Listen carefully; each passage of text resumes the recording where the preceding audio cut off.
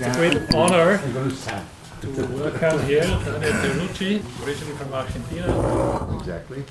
Who has lived for a long time in France as a composer, electroacoustic composer mainly, I think, and also an expert in preservation of audiovisual media. Absolutely. The director of GIM for quite a long time. And he will talk about spaces of mind. Exactly. Looking forward very Among much. other things. Thank you, Thomas.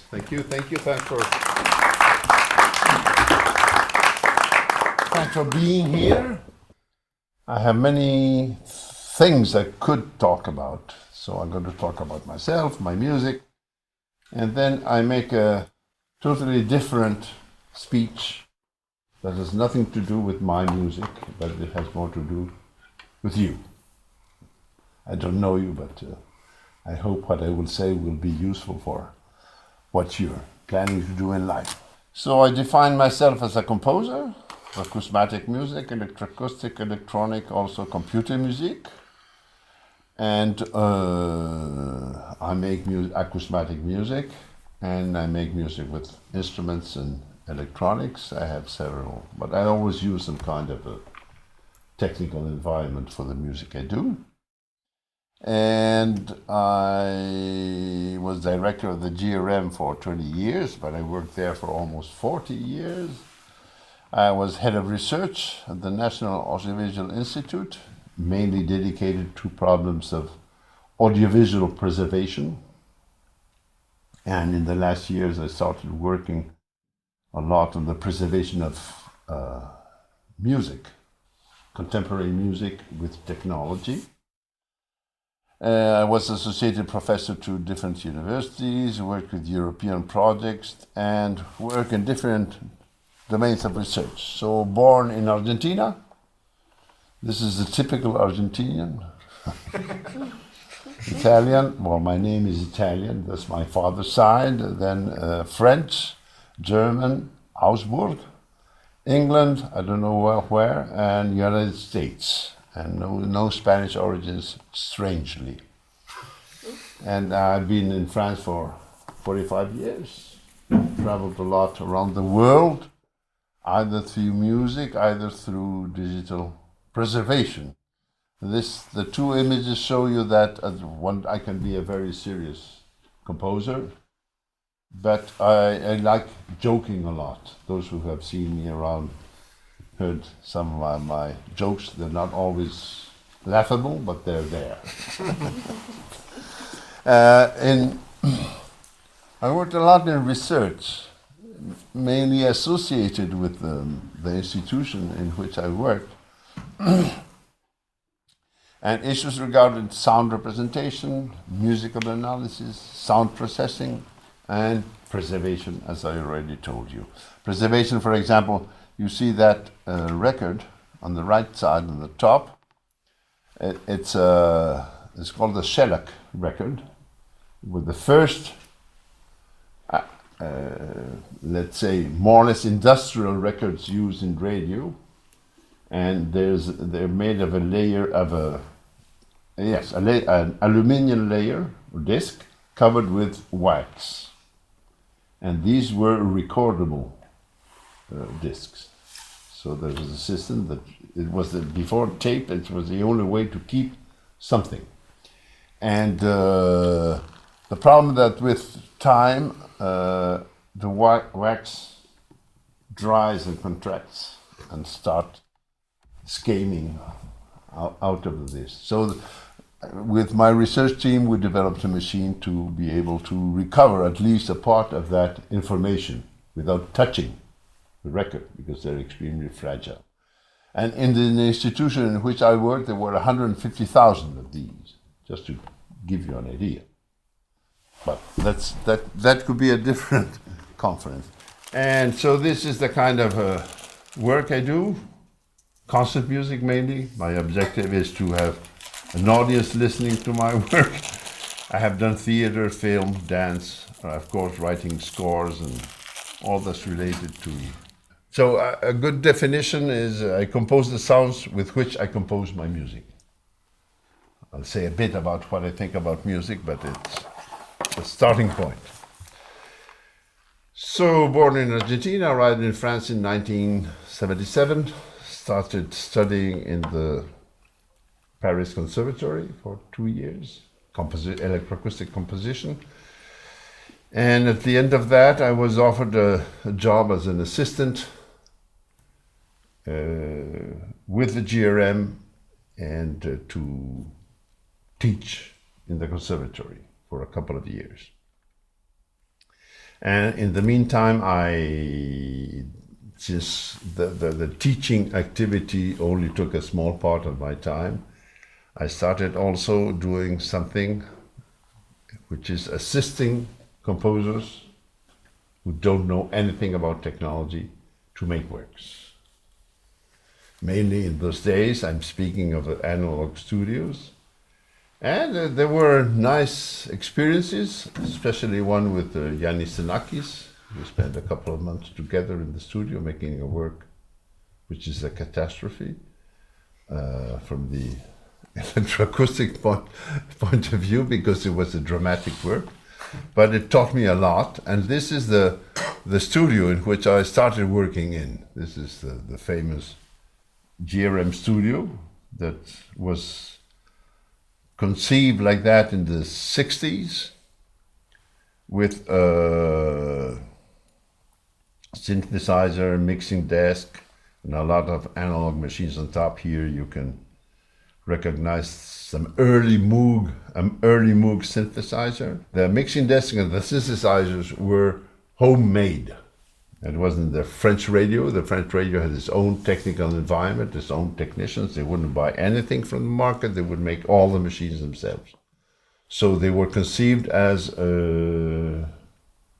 military objects. I mean, this mixing desk, it was almost 1 ton. Its weight was almost 1 ton, with the steel was 3 millimeters thick. I mean, it's a huge thing. And it worked for 40 years until it was changed. This is how I work today. It's a much more comfortable way of working. I always say that when we used to work here, we would be standing and running all the time from one machine to the other. Here you're sitting. It's today's perspective of the studio, but composing is always a difficult task. That hasn't changed at all. In old days, I used to perform in real time. The GRM had developed a real-time machine. I'll talk about that in a second. And so I would be on stage very often. And I composed many works for real-time transformation of instrumental sound. But then one day I stopped doing that.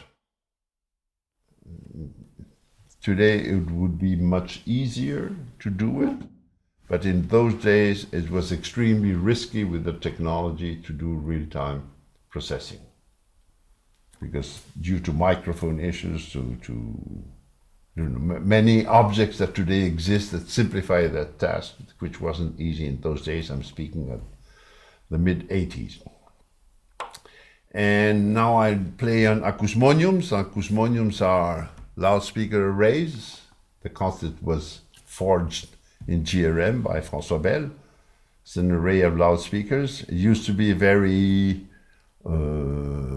chaotic, as due to the different loudspeakers. Now it's a more homogenized system, but it's extremely effective for concerts.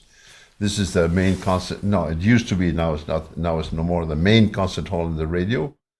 And we have been making sorry if I use the we every now and then, because I'm a retired person, but I worked for 40 years in GRM, so I tend to say we, but it's they now. It's not more me.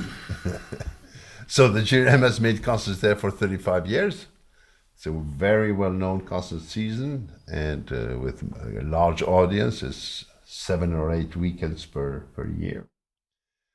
Also performing in traditional Italian theaters here in Sicily, in Palermo, or in unexplored expected places, like an old coal mine in the limit between France and Germany, which was a coal region and which has now been completely transformed. Here you have the famous Pierre Schaeffer in a pose position in the studio. That's in 1953. It's one of the first studios.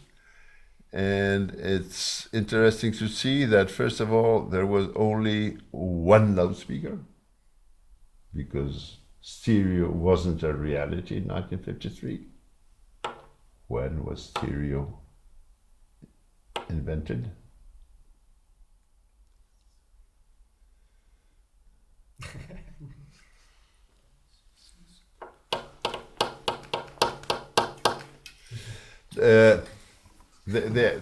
I mean, it became officially accessible at the end of the 50s, beginning of the 60s. People started buying stereo systems, but in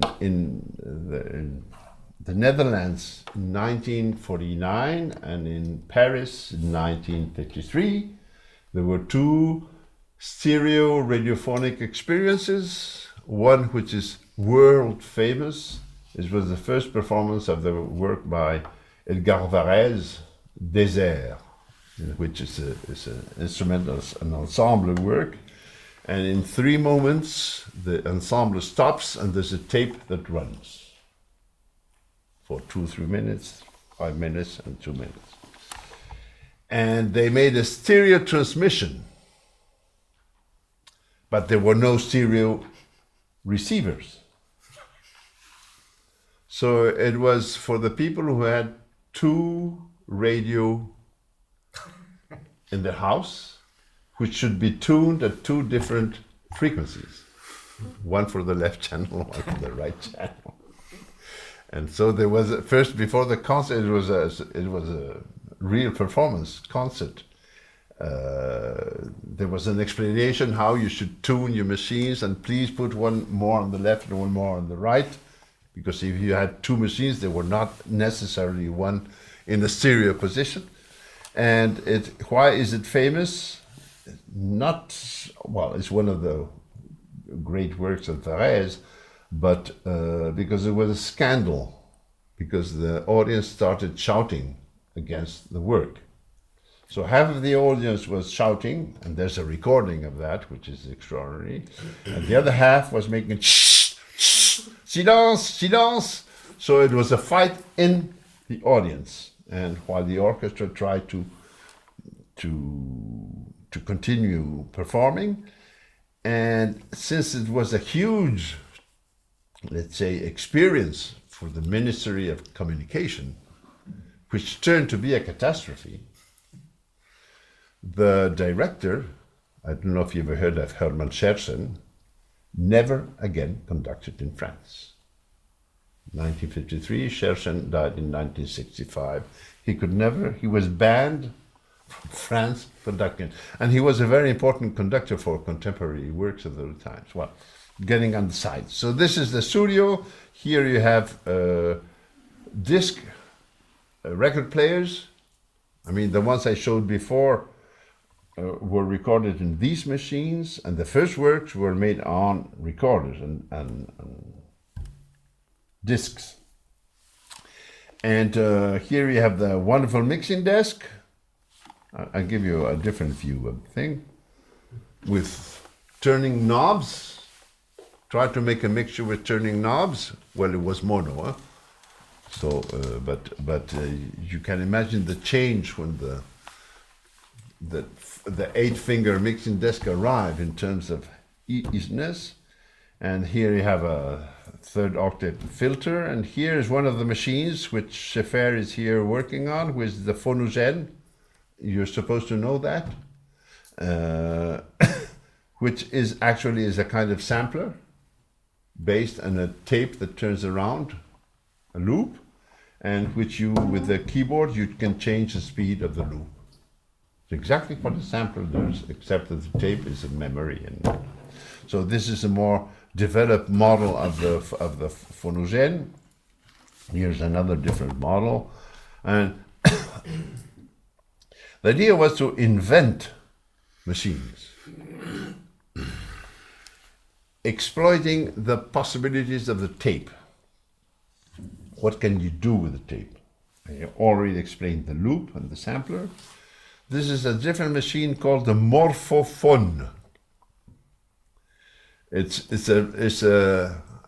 means a system to create morphologies. So the method is you have 10 reading heads. So here you have a disc. You have a tape that's stuck to the disc.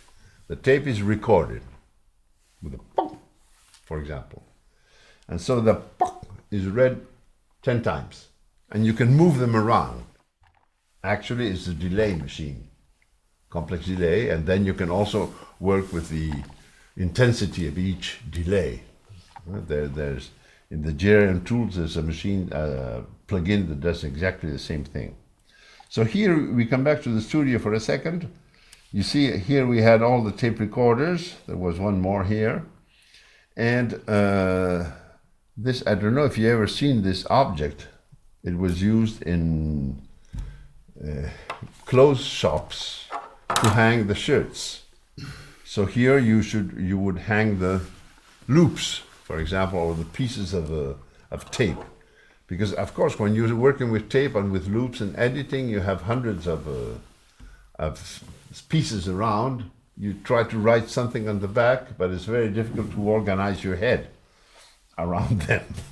And here is a better vision of the synthesizers, the modular synthesizer, and the mixing desk, which was, as I explained, was built in-house and very extremely sturdy. And this is a part of the studio, which was a revolution in those days, which is the patch, the way you interconnect machines. In the history of electroacoustic music or electronic music, it has mainly taken place in radio houses. Radio houses in France, Germany, different places in Germany, in Austria, and wherever you go, you had experiences in Poland, in Russia, and which were extremely sensitive places, because all this happens after the Second World War. And radio communication was one of the main, controlled space, because communication eventually permitted to communicate with the enemy. And so everything was extremely controlled. And the way the studios were managed was extremely controlled. Until not so many years ago, you would have in a studio 3 people. One on the mixing desk, one on the tape recorders, and one on the patch. So for all the radio programs. And it was a common attitude. That's why they built in-house the machines. So there would be nobody hiding a microphone inside or things like that. That was the concept. There was a danger in communication.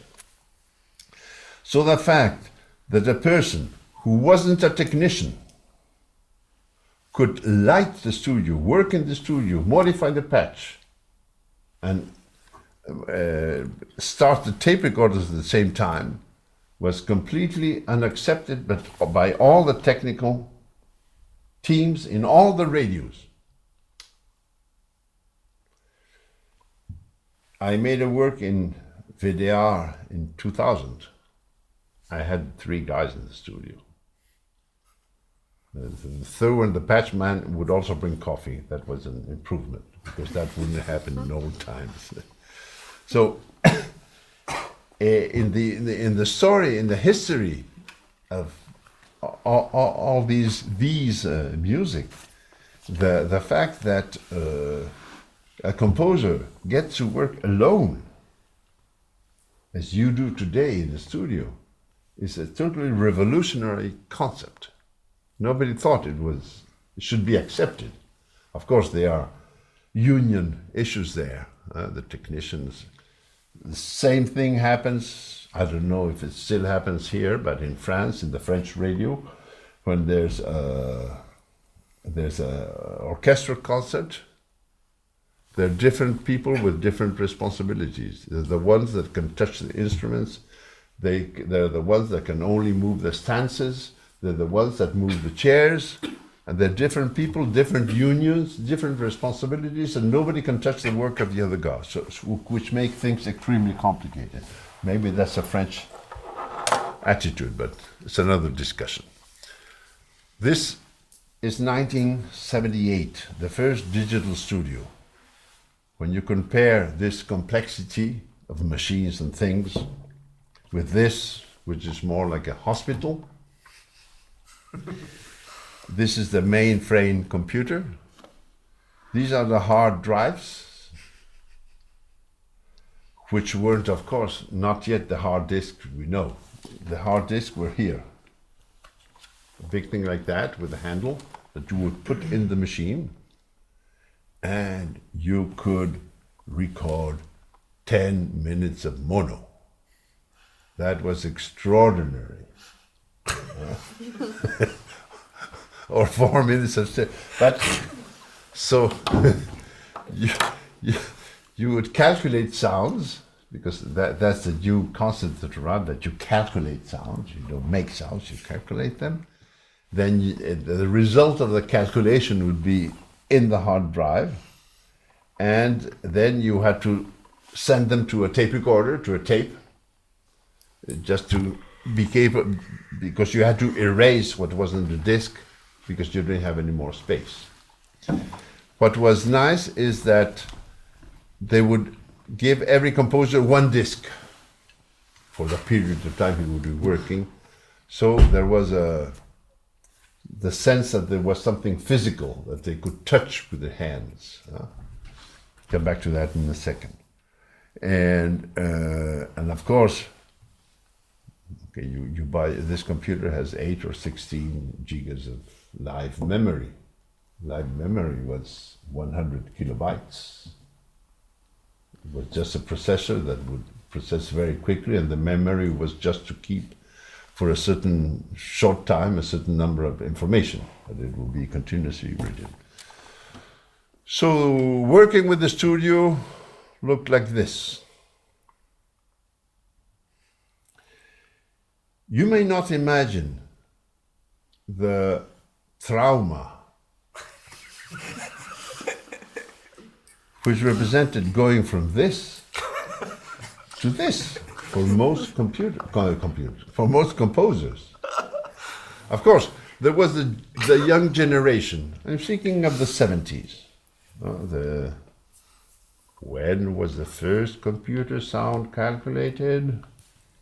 And in the 60s, there was a wonderful program that was developed for computer called Music 5, which permitted, for the one who would like to spend hours learning and hours programming, to program sounds. And many people just went there with total enthusiasm, mainly the young generation, but the old generation couldn't imagine making music this way. In 1978, when the studio was opened, there was a 2-week course done for the GRM composers, mainly in their 40s, 50s, and they all followed the course with a lot of interest. And at the end of the course, the 2 persons doing the course said, okay, we're here for you. If you want to work, we're here, you can come and try to experiment and do things and everything. For 6 months, nobody appeared in the studio. So they changed the situation in order to develop programs as this one, which are intuitive, meaning that even if you don't have an answer, the program gives you a functioning answer. This is, I don't know if you know, in the GRM tools, a program called shuffling. This is shuffling. So this is just 1 or 2 seconds of shuffling.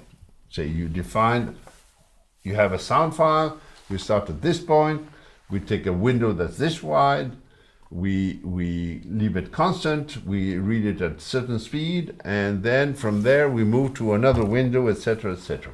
And if you don't know what you say, you just make a return and it will give you a good answer. I mean, not a good answer, an answer that works.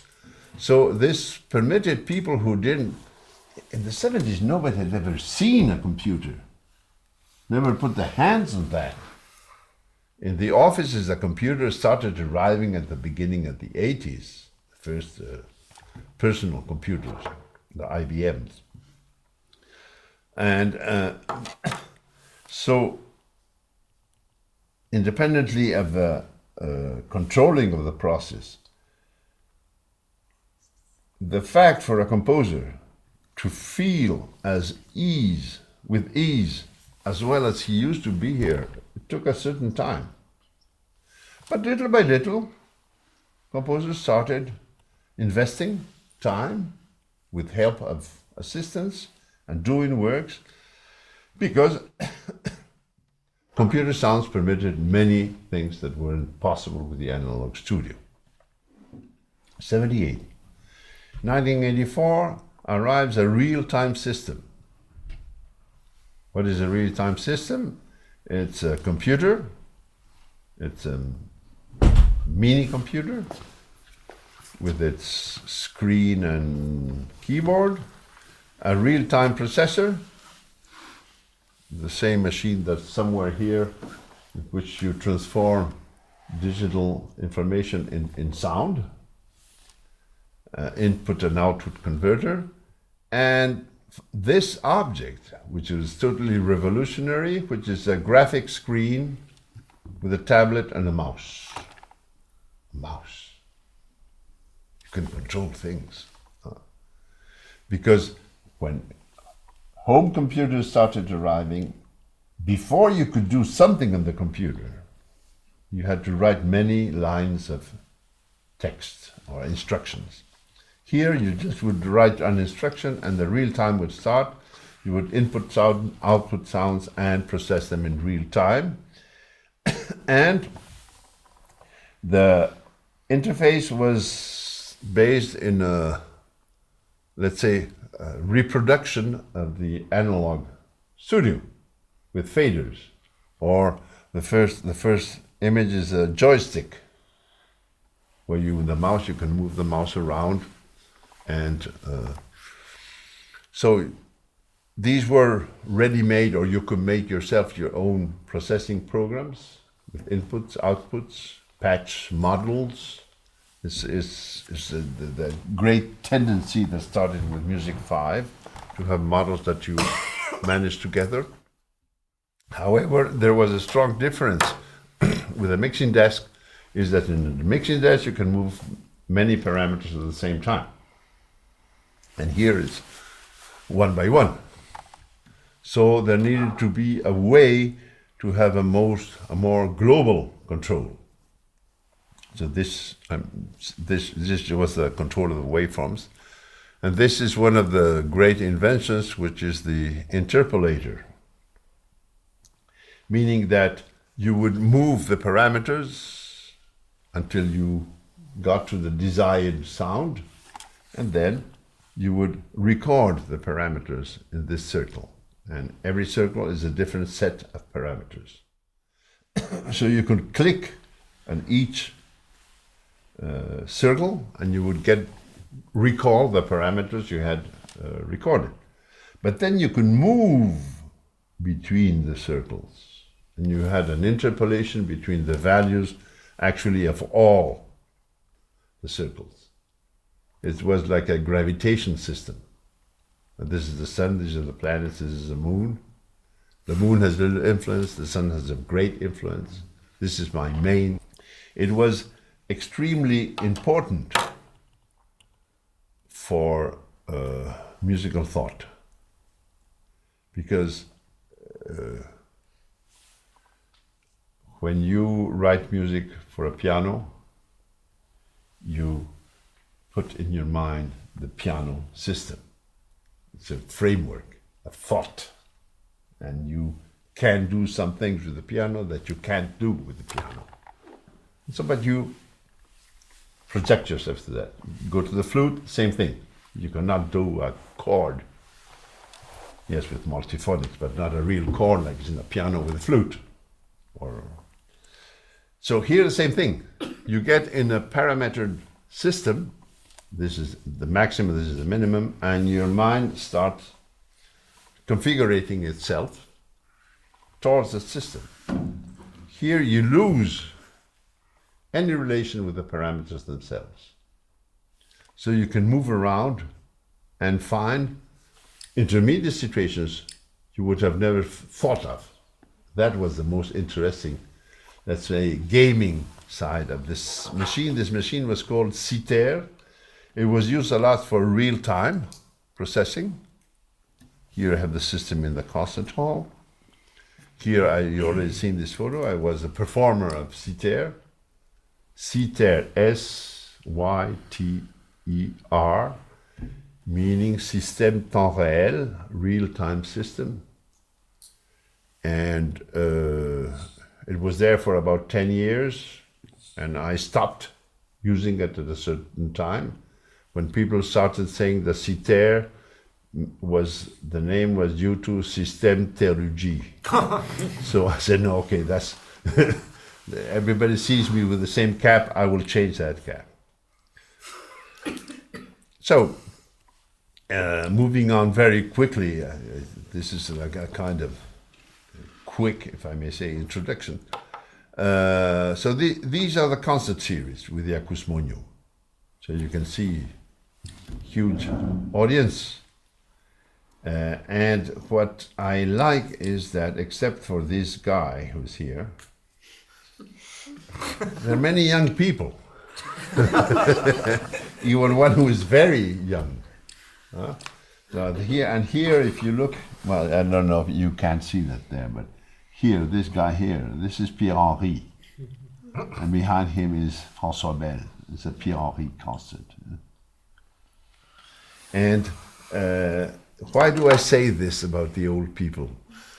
Because a couple of years before this photo is from 2007, I was with a colleague of mine at the top of the hall, looking down, and the impression was that there was a sea of white heads.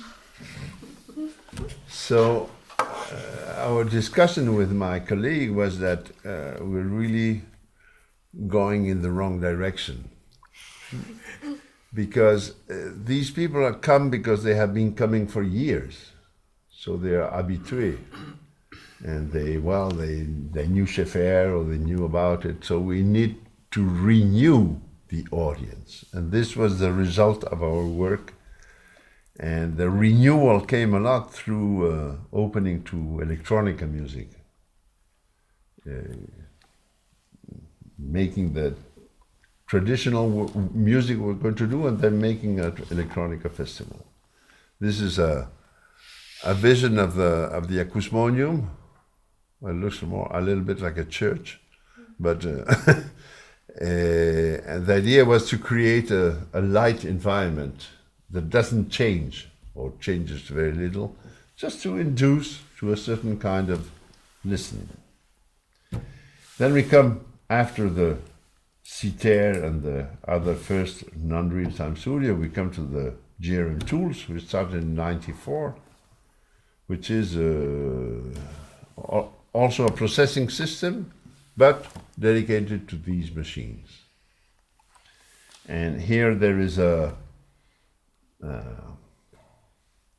paradigmatic is a very big word, but technology shift, very important one, which is that while here the system was based on a very small memory, 500 kilobytes, with a very fast processor for those days.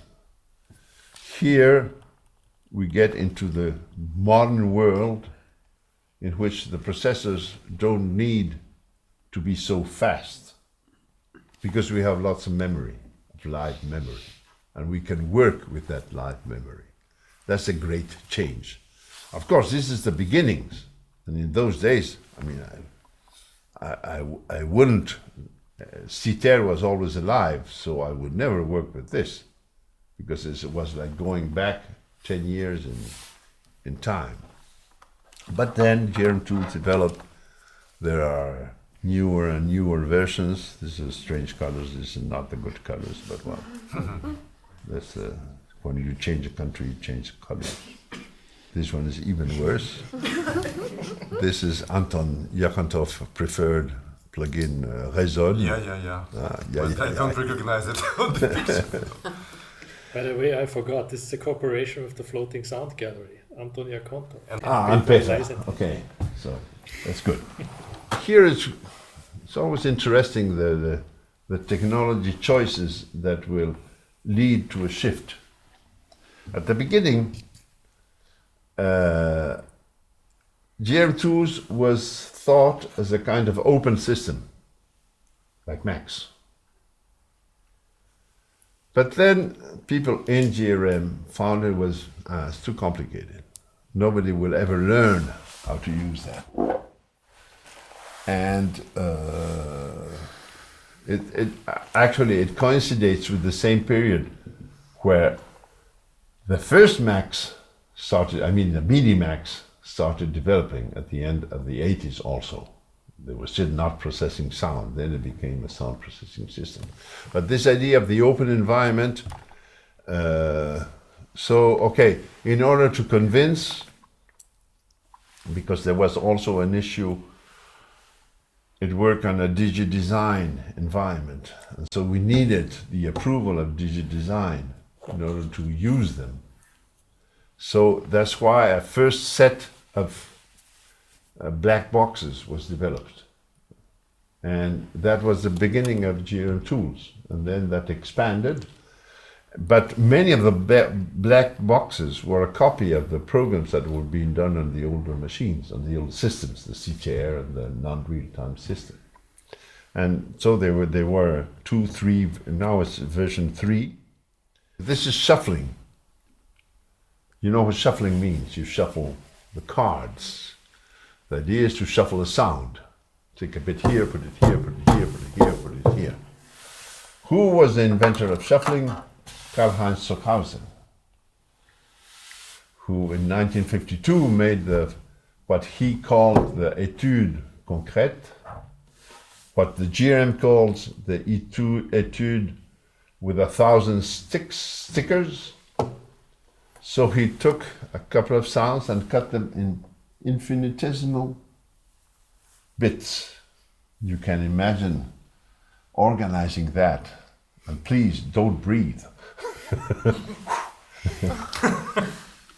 And then, of course, Stockhausen comes from a serial environment, so everything was extremely studied and prepared, and then he would mix things up, and he made this study, which is a very long strip of sticking tape, and all these little fragments stuck together. So this is the idea. You take a sound, you cut it in small, you splice it very big in big chunks or small chunks, and then you mix them in a random or a more or less organized way. What is very interesting and which immediately attracted all the composers in France to the GRM was the first shuffling. Because you put Mozart in the shuffler, you split it in more or less not very small splices, let's say at the tempo, and then you mix everything out. You don't recognize them work, but it still sounds as Mozart. So many composers started saying, okay, I bring my recorded work and I shuffle it and I get a new work in 10 minutes. I mean, it was a very effective processing. Okay.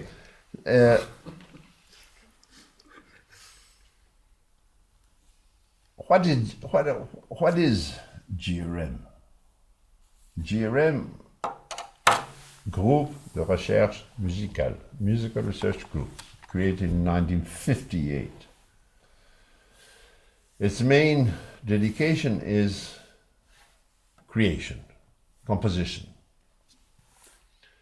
And from my point of view, at least what I tried to promote during my years was that to give a space to composers to get into the future.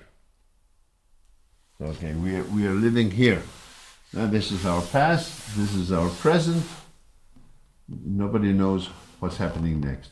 But let me give you the opportunity to, in the musical domain, other domains I don't take care of, and the musical domain to go further on, to do what you never thought of doing. That's what I like a lot, that you have an experimental place, because it has a lot to do with experimental.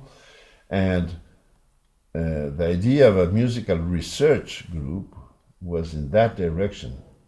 We call it research because we don't know exactly what the result may be, at least in those days.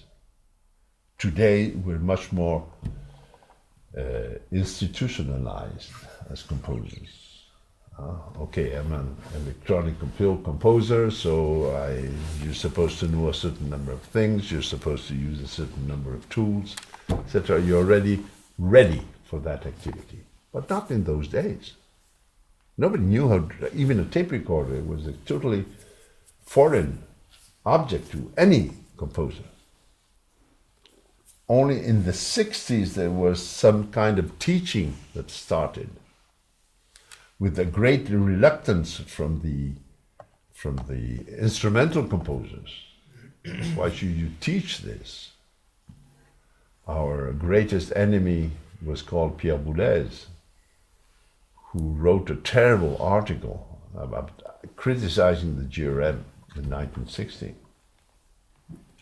saying that there were just people fooling around, thinking they could be composers.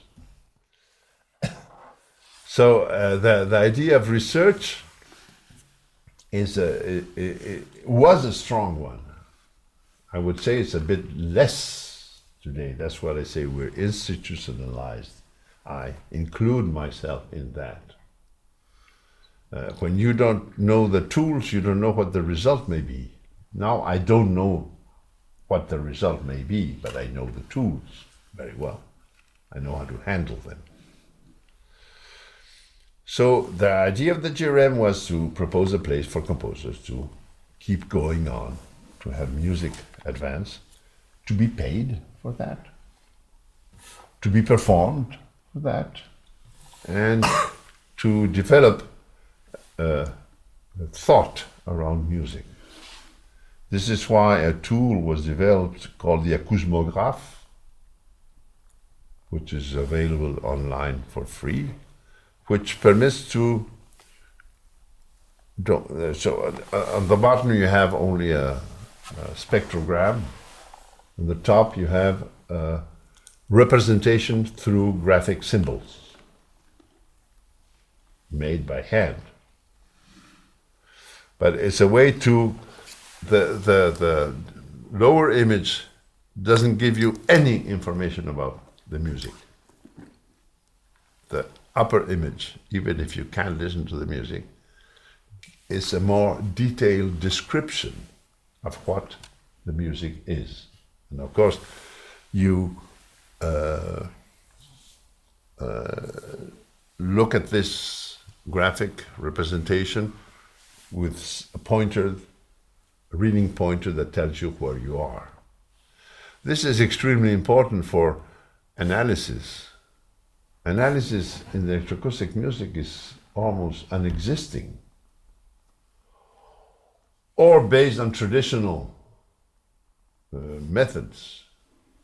We once made a seminar and invited very well-known musical analysts of different periods of the 20th century and told them, why don't you analyze a short work of electroacoustic music? And they didn't have any words for that. Well, there's a little sound, and then the sound goes up, and then there's a little glissando, and who can follow that with his mind? In fact, they built a description of what they're listening to. So here's a graphic description. And every symbol has a kind of sound meaning. The orange or brown sounds are some kind of sounds. The blue sounds, the person who did this representation, the blue sounds are watery sounds.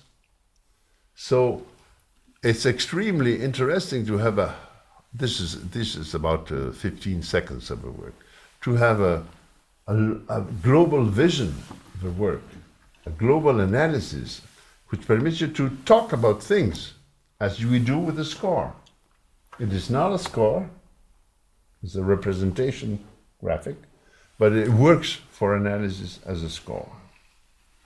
This is a short description of the activities, production, research, and preservation, including all that is publishing and educational actions. This is more or less. The GRM works in the French radio, and but it's not a part of French radio. It belongs to another institution who rents the studios to the French radio. And that's the end of the first part. So now I'm going to speak a little moment about my music.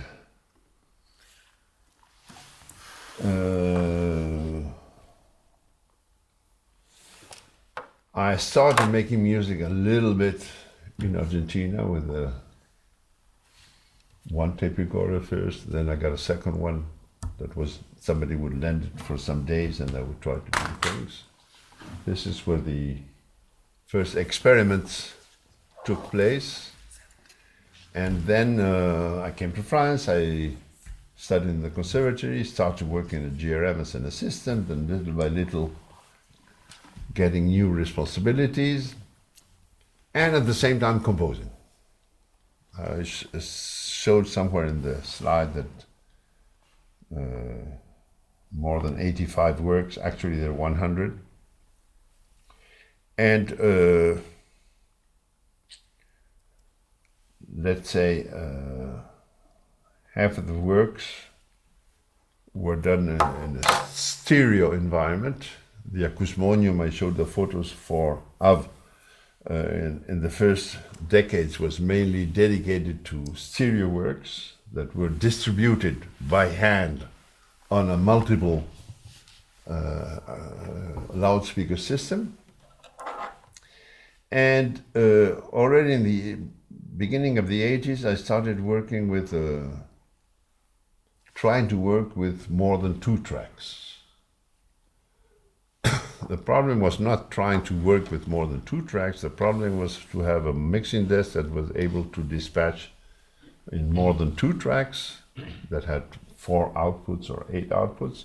The problem was the tape recorder, and there were, of course, already tape recorders. The first 4-track tape recorders started at the beginning of the 60s, the 8 tracks at the end of the 60s.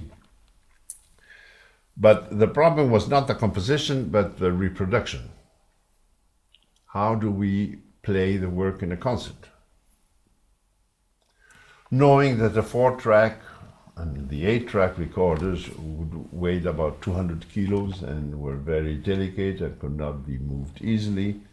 So we would move them from the composer's studio to the concert hall. It was about 100 meters away, but you couldn't go further. And you couldn't take your music around. So I started working already with some experiences then, started imagining what a multi-space could be. So this is the first excerpt of a work from 1984. For some reason there was a mixing desk in the studio with a function that was not used, which was a joystick which permitted to move sounds in space in a 4-track environment. So you could decide which output just with your hands.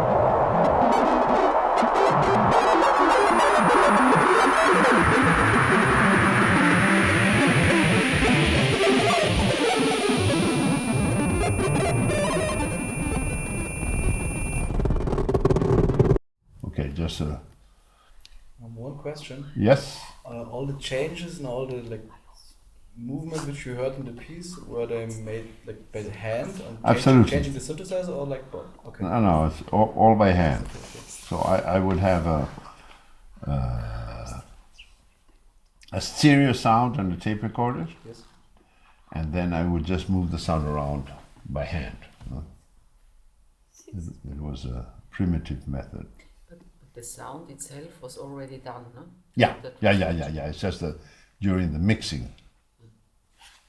So I did that at the beginning of the 80s, and then I stopped because of this problem, and so I continued working in stereo until the end of the 90s, where the first portable machines appear, the ADATs.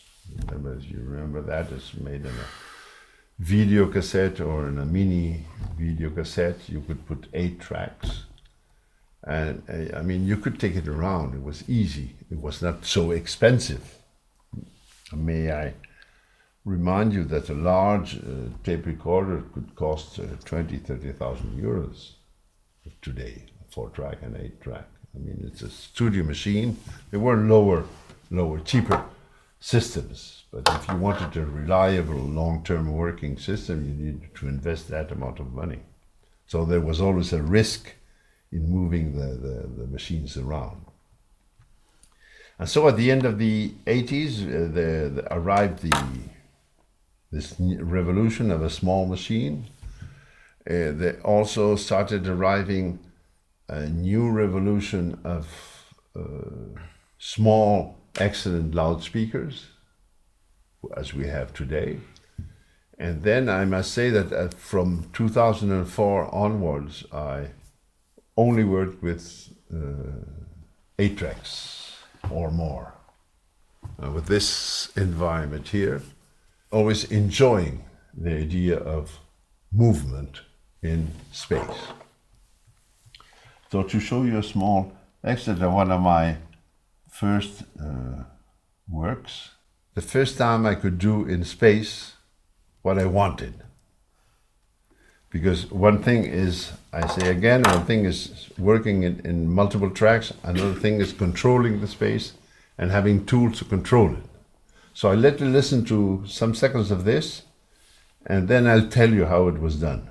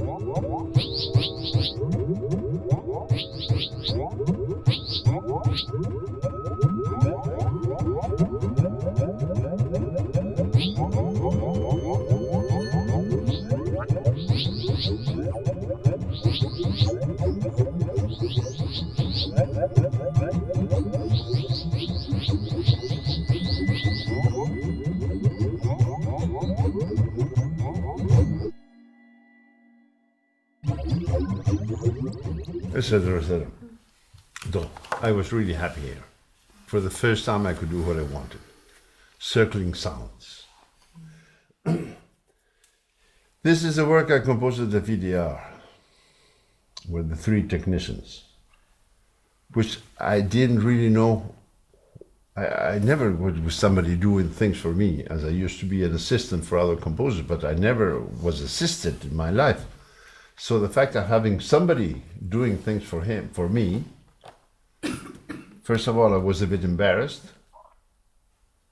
And then you had to give them some work to do. So I took this sequence and I told the editing guy, well, you cut each sound and you put it on each loudspeaker.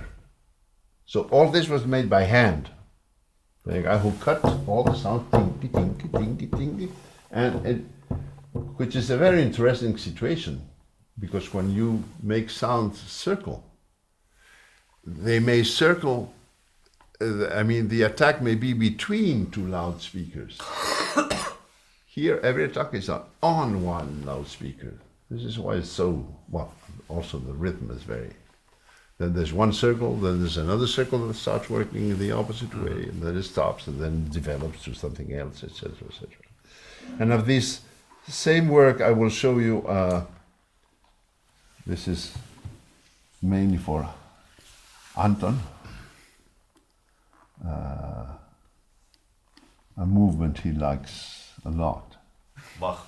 Yeah, based on a Bach excerpt for organ.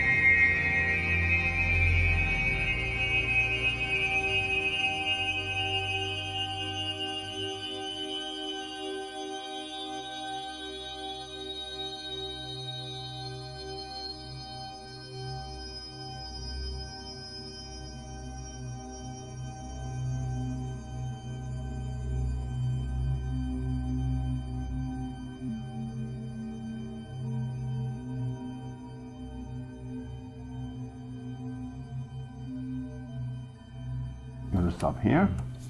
The second experiment I did here was having a sound circling so fast that you cannot listen to the movement. I mean, you integrate the movement in a one thing. Huh? You know that if I do this, I'm only 3 or 4 times per second, I can accelerate. And when I get to 25, 30 times per second, which I can't, it will not only be a continuous image, but it will start sounding. So when the speed is higher than 20, and it can be lower, it depends on the sounds, also the frequency, higher than 30 circles per second, there's no localization possible. Just listen to a continuous sound.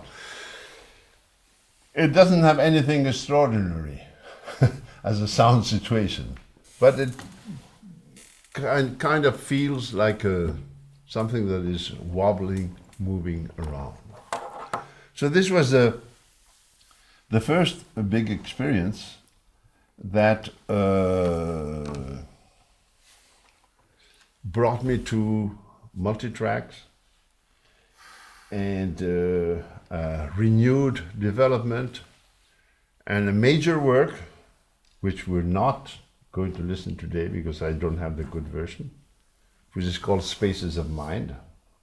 But Spaces of Mind, I mean, it's more than the work, it's the concept. It's the idea that, or the concept, that there are 3 or even 4 kinds of space in electroacoustic music. The first space is the space of the sounds you work with. All sounds have space that we are capable of listening.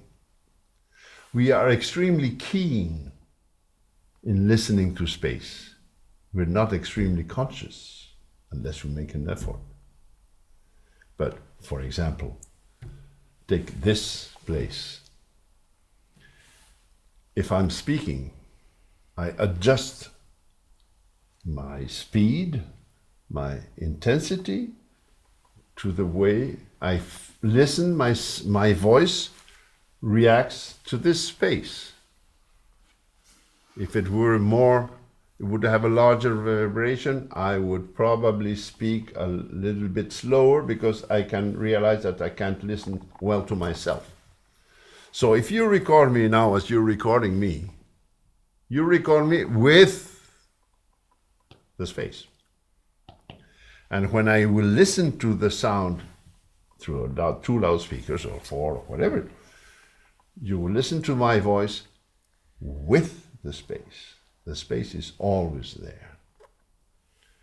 So then you work with the sounds, you transform them, you modify, you add effects, you add reverberation, you build a new space for them, as I did with the one that is circling. I created a special space organization for that sounds. So that's the second space. The first one is the space the sounds have by themselves. The second is the space that in the composing act you create for the sounds. The objective, or my objective, is that the sounds will mingle and work together. So I need to think very well the space. You can do it through reverberation, for example. It's a way of creating an artificial space that will make that all the sounds sound well together, as the piano. The piano works because of the resonant case. So all the sounds seem to all the sounds seem to be the same, and they're totally different from a spectral point of view. That's the second space. The third space is when I play that music in this space, where the acoustics of the place, or the fact that the curtains are pulled or not, will influence the way the sounds sound. In this space, let's say, it's not totally neutral, but it has a certain neutrality.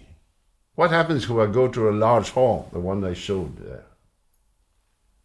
Space reacts in all many different ways. For example, a concert hall, you put a sound on a loudspeaker on the stage, you put it in the back, because the concert hall has an acoustics, resonant in the front, dry in the back. So you can't hear the people when they cough, it won't invade all the space. So we are dealing with all these spaces when we're composing or we're performing. And in fact, for example, for the multi-track works, when I perform in a large space, my function is mainly, independently of controlling the global level of sound, is to obtain that there's a less possible reaction of the space to the music. So this hall will not modify the music. So sometimes I have to filter, eliminate some frequencies, or add some frequencies to get a homogeneous. The circling sound is wonderful for calibrating halls because it's the same sound and it sounds different. And I use, when I have an 8-track system, I have other sounds also to do that, to have exactly the same level, so you hear exactly the same sound. So those are the three, let's say, physical or perceptual spaces. And then you have the fourth space, that is your inner space. The explanation, the imaginary situation you create for those sounds you're listening to. That sound that is sounding on each loudspeaker, what is it? What does it represent? How should I listen to it? I'm outside, I'm inside. Well, there are hundreds of questions that you may ask yourself, not even consciously. You react to sound. You try to understand what's happening. And trying to understand what's happening is analyzing what's happening and trying to keep track of what's going around.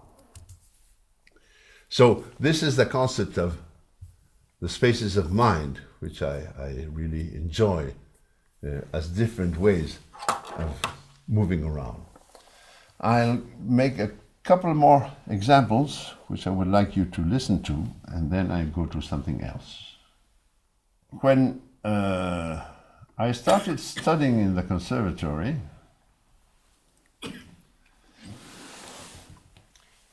there was the first year, which was the musique concrète year. We work only with recorded sounds and some kind of manipulations, not many, and mixing with tape recorders. And the second year would be the electronic studio, with a couple of synthesizers who were not at all as rich as you are here. And the idea was not to make electronic music. The idea was to use the synthesizer as a musical instrument. Well, anyway, in the first year it was the same thing. The first year, with the musique concrète approach, you would have what were called the playing sequences. So there was a kind of behavior that was imposed to the students. Okay, you have to make a small study about bouncing. So you would have to imagine a system with bouncing sounds, or with only the S, the wind sounds, and you had to make a sequence in real time of 1-2 minutes that would have a musical sense. And so every week we had a different exercise that was proposed to the students. And every week we would listen to the exercises, criticize them, try to see if they had any musical sense. And that was the work during the year. The second year was the same thing with the synthesizer. They would propose a patch, and then with that patch you have to work and work and work and rehearse until you could be able to make a sequence of 2-3 minutes. And then it was presented, discussed, criticized a lot, because the students were not, very friendly among them. And then there was this discussion how musical it is, and that was totally subjective, of course. So some years ago I started digitizing all those works and all those exercises. And I retired 5 years ago. I'm the happiest person on earth. I recommend retirement. It will come eventually. And one of my first jobs was to organize my past. During 40 years of work I have accumulated. So I arrived home and my wife was desperate. About 30 boxes like this of anything. Tapes, papers, letters, etc., etc. And I had already gone through all that before bringing them home. But there's an old, working with archives is an old rule. When you organize, you don't choose. When you archive, you don't choose. Choice is different work. If you start, you try to put your photographs in order. Don't throw any of them away. It's the second part of the job, not the same time. So I started digitizing. Digitized 300 tapes, 400 DATs, about 300 CDs also. Spent many months doing that, enjoying it enormously, throwing away, and of course making a huge database where all the information was kept with descriptions of what was inside. And then I found some old sounds made with a synthesizer, and this is which were not used actually in musical works in those days. And I call the work Remembering. Remembering, and this strange idea in a little relation to Back into the Future, that I was making sounds that would be used many years later without knowing that I was already creating a memory at that moment. So I really enjoyed that. So I wanted to share with you some moments of this remembering.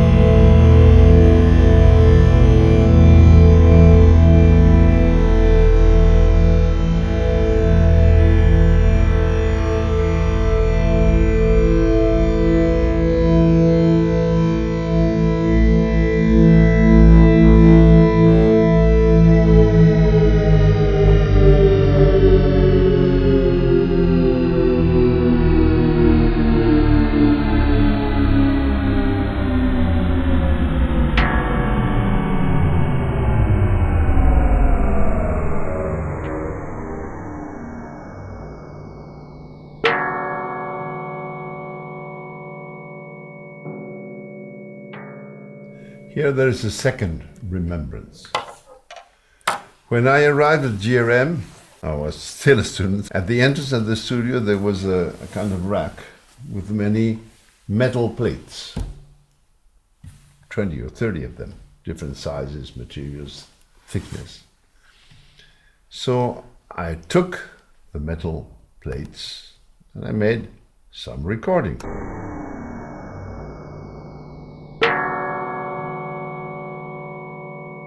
It's very nice because it has some very high-pitched harmonics. And I made a little sequence based on that with 2 hammers and things. And many, many years later, I realized that that metal plate had been used by Schaeffer in 1958 to make the Étude aux objets. The beginning, there's several sounds, and then a metal plate. And so I was so proud of me. That's also a memory that was made for the future, that was not made for the moment. So I made a little sequence based on this.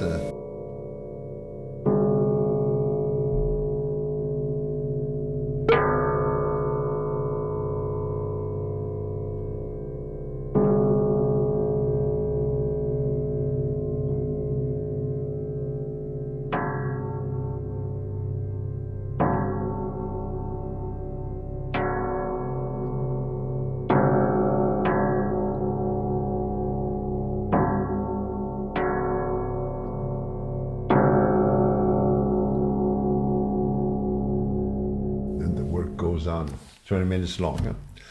So my last example,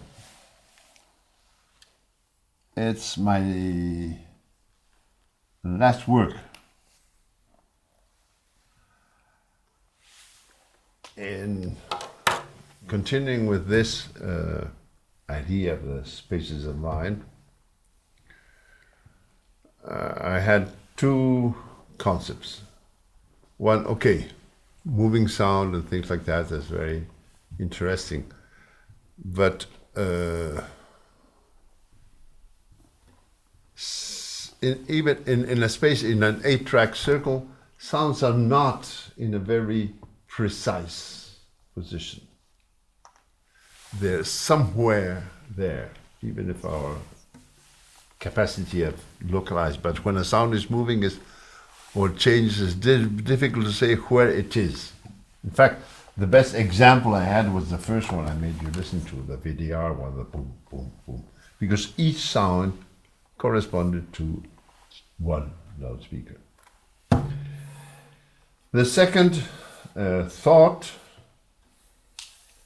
which probably has something to do with the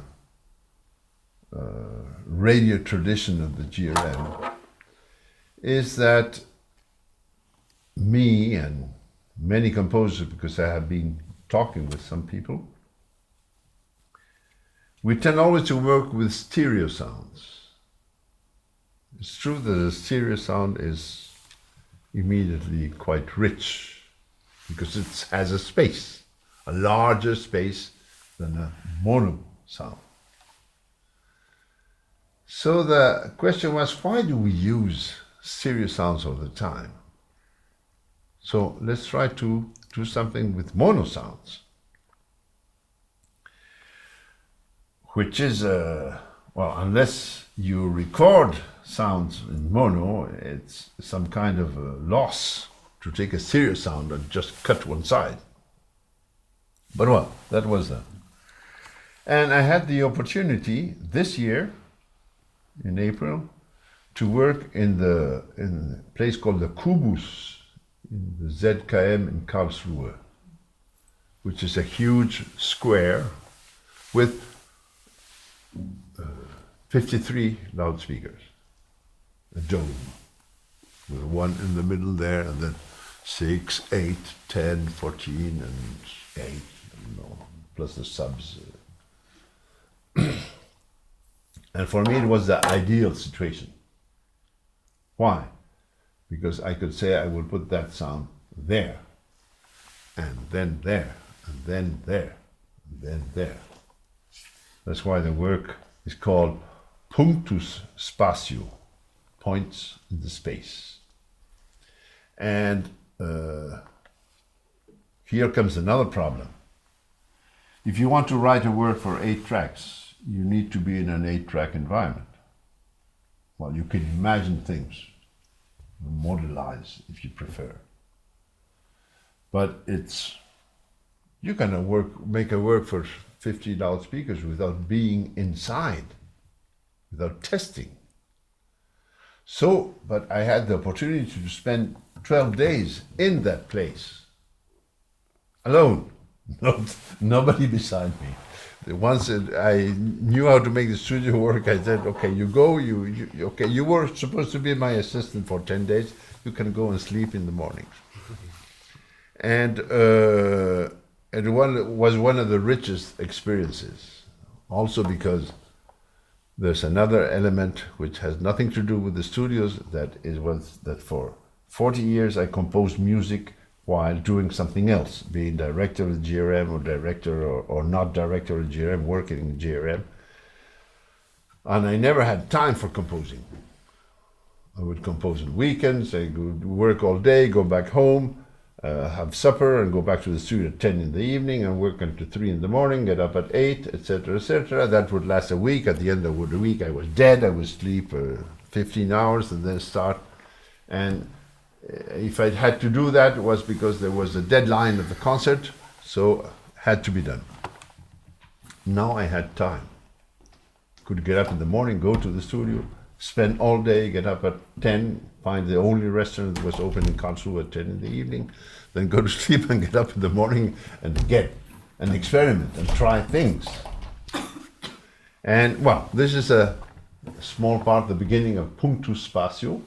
And a very interesting thing, well, this is an 8-track version, of course. There's a 16-track and an 8-track, and there's even a stereo version. But well, stereo is the way you communicate nowadays. Is that I asked the people, why don't you do a Sennheiser head recording? You know, Sennheiser head is a dummy head with 2 microphones at the place of ears, with the same separation as our ear has. And I was really impressed by the result. Not the quality of sound, you understand it's different, but from a spatial point of view, it was really extraordinary. So now I have to work in other ambisonic and other systems to try to reconstruct that thing. So here is an 8-track reduction. Punctus Spatio.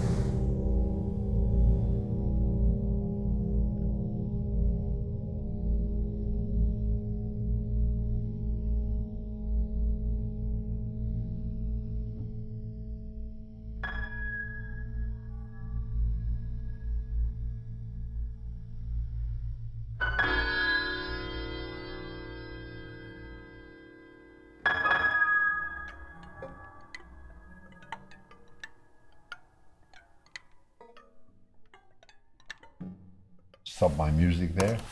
I never was a teacher. Very often I have given lessons or seminars or things like that. So I imagined this presentation some years ago. Some things may be outdated, but it's, well, when I was 18, I decided to be a composer, and I haven't stopped thinking about it. So I didn't know anything about what I'm going to say, but now I know, so I want to share. So first of all, what kind of composer can you be? Can you be? I don't know if you want to be. You can work for the establishment, meaning for concerts, to being a composer known in the musical world, a reference, etc., etc. You can make popular music. You can make music for private use. Many composers work for themselves and never show what they do. Somebody is nodding there. Networks, underground. We're a group of friends who make music, we share it among us, and nobody else knows, and we don't give a damn. So let's suppose, so this is the private sphere on the left and the public sphere on the right. I'm not giving any value to anything. It's just different possibilities. And the important thing is that you have to be happy wherever you go. So let's imagine you decided you want to go to the establishment. So ways of living for a composer. Commissions, radio and TV rights, research in a university, cinema, they're related to music, they're not dependent on it. There's lots of money in the cinema, but very difficult to get in. Be an expert, listener, Tonmeister, many composers work of Tonmeisters. Teaching, university, have private students, institutions, radio producers. This is more or less the array of things with your knowledge and your background you could imagine doing to live, not to compose. The only issue here is commissions, which you may get commissions. One, if you're lucky, one a year, that would be great. 2,000-3,000 euros, sometimes 8, sometimes 12, but you can't make a living out of that. And there are other ways. Internet, for example. Well, even if you're a well-known composer, every time you get the rights, you will get 32 cents or 68 sometimes, or €1 once. So, source of income related to the former. Commissions, there are institutions give commissions, there are national institutions, countries give commissions, there are international commissions, but all these, I mean, there are thousands of composers all fighting for these. So, if you get one, you're lucky, it's good, but you won't get one every year, and you won't get 2 per year. You can be sure of that. Competitions. There are many competitions. You send your work, you get a prize, 1,000 euros, 500 euros, 2,000 euros, a record. I mean, not they don't give you a record, they make a record out of your music, a CD, that's the prize, etc., etc. Publishers? Wow, forget them. Even for classical music, publishing is, if it's not dead, it's dying very quickly. There's also auto-publishing. Many composers of instrumental music, they make their scores, and if the music is played, they rent their scores. They can make some income. And finally, rights.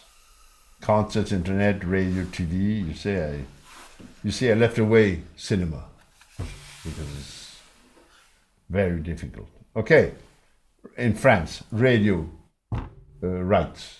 1 minute played through the radio, 30 euros. 10 minutes, 300 euros. 1 hour, 6,000 euros. Well, but try to get 1 hour of your music played on the radio, and then we can continue our discussion. TV is 10 times that, or more.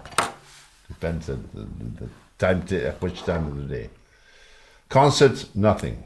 Internet, even less. My God. But wait. How can you get the money? Through marketing your products. It's very, earth reaction. I'm a composer. You need concert organizers, competitions, subventions, publishers, festivals. Any place that can give you an opportunity to earn some money. In the meantime, you will teach, you will work in a bank, you will work in a McDonald's, etc., to pay the bills at the end of the month. And you need to have an efficient CV, good recordings, intention texts. Why do you compose and what for? Photos, film, anything. And we'll have to write letters, meet people, send musical scores, participate to events, be in association, find performers, etc., etc. This is your job if you want to be a composer. That's what you're looking for, and that's what you need to have, and what you need to invest. And nobody will come and say, oh, I need a composer, come. Huh? And he has to compose also. He has to have. But what do you want to be? That's the first question. You want to be famous? You want to have your music played? You want to earn lots of money? You want to share music with friends? Be an actor in the society?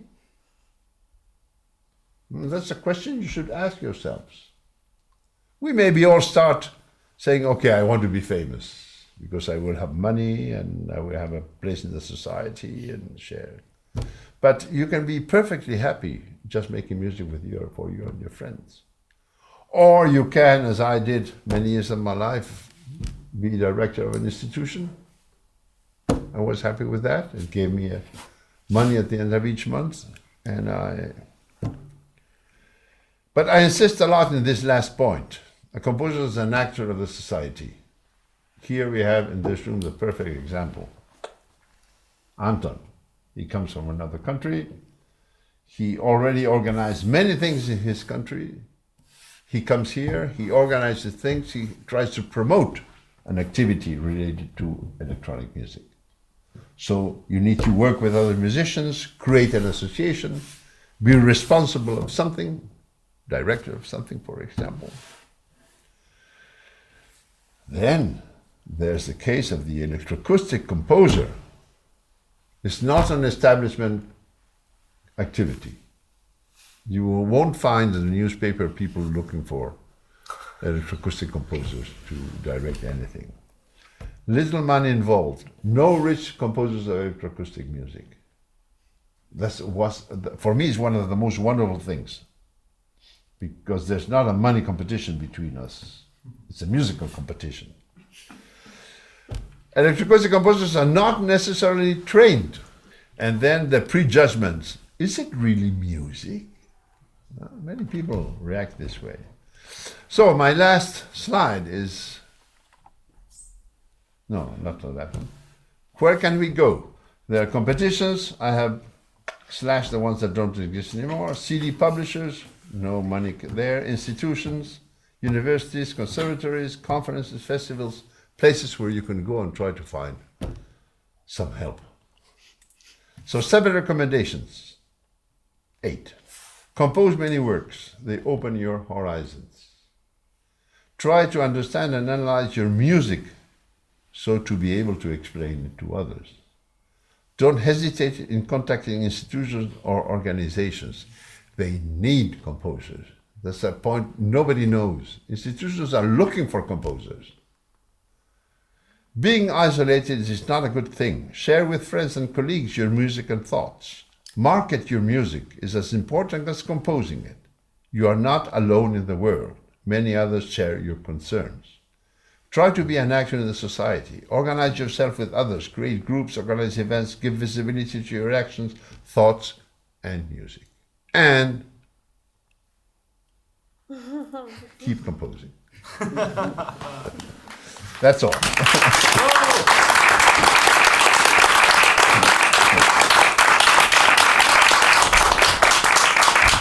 Thank you.